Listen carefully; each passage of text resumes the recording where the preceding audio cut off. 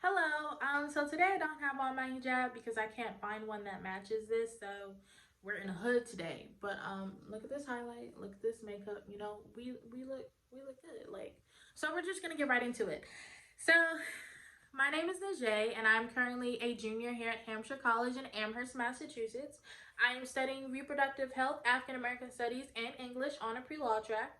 Today I'm going to give you an introduction and or a bit of background knowledge on the concept of survivance for Black women and mothers in response to the child welfare slash foster care system.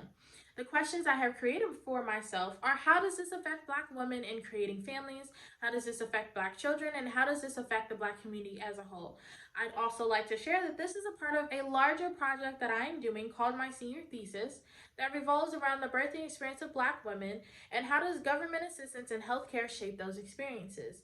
If you'd like more information on my senior thesis, I encourage you to watch my other videos after you've watched this one.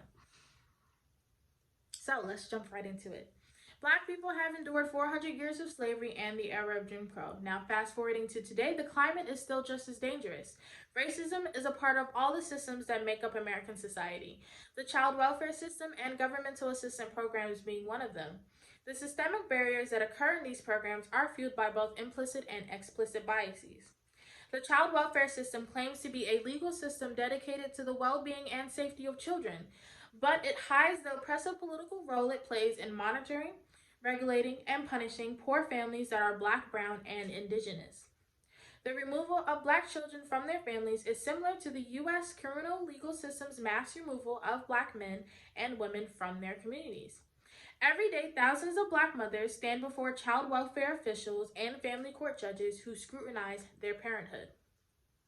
These judges and officials use consequences of poverty, such as several siblings sharing a single room or lack of adequate heat, as evidence of child neglect. Family members who have prior criminal or family court involvement are deemed risks to their children, without any consideration for the overcriminalization of poor Black communities. Many of these reasons for removal are unnecessary, as well as racially biased in nature. For example, parenting choices, such as whether to leave an older child unattended at home, or are routinely questioned and held against Black mothers in family court. Low income parents battling substance use problems or mental illness are labeled as incapable of caring for their children, while wealthier parents' access to childcare or quality healthcare often separates them from the type of surveillance. Poverty is also often a factor in the majority of family court cases that involve allegations of physical abuse. Parents who succumb to the incredible pressures exerted on them by structural inequality and inflict physical harm on their children are not offered the type of meaningful resources that can strengthen family relationships and prevent future incidences of violence, such as therapy. So, racial disparities exist at every stage of child welfare decision making. Black families are more likely to be reported to the child abuse hotline and investigated for child abuse and neglect. They are more likely to have cases against them confirmed and to have their children removed from them. According to this article called Black Families Matter by Dorothy Roberts and Lisa Sandroy, I absolutely love Dorothy Roberts, by the way. But in the year 2000, Black children represented 36% of children in foster care, despite accounting for only 15% of the child population.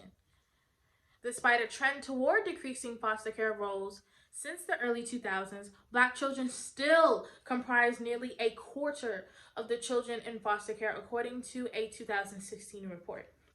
In places like New York City and Chicago, Black and brown families compose virtually all families under supervision and virtually all the children in foster care. Once in foster care, Black children are generally received inferior services and are kept out of their homes for longer periods of time than their white counterparts. Black parents are also subjected to termination of parental rights at higher rates than white parents. So, how does this affect Black communities? Well, like the prison system, the child welfare and foster care system breaks community and family bonds. Generational trauma is enacted when constantly ripping children from their mothers' care and their community's embrace. Removing a child from one's home on little to no evidence of child neglect is a violent and heinous act. It degrades Black motherhood and normalizes the control and punishment of Black families when simply existing, especially under a harsh and racialized environment. So, while you let that sink in, I encourage you to watch my other video, comment, like, and subscribe. Thank you.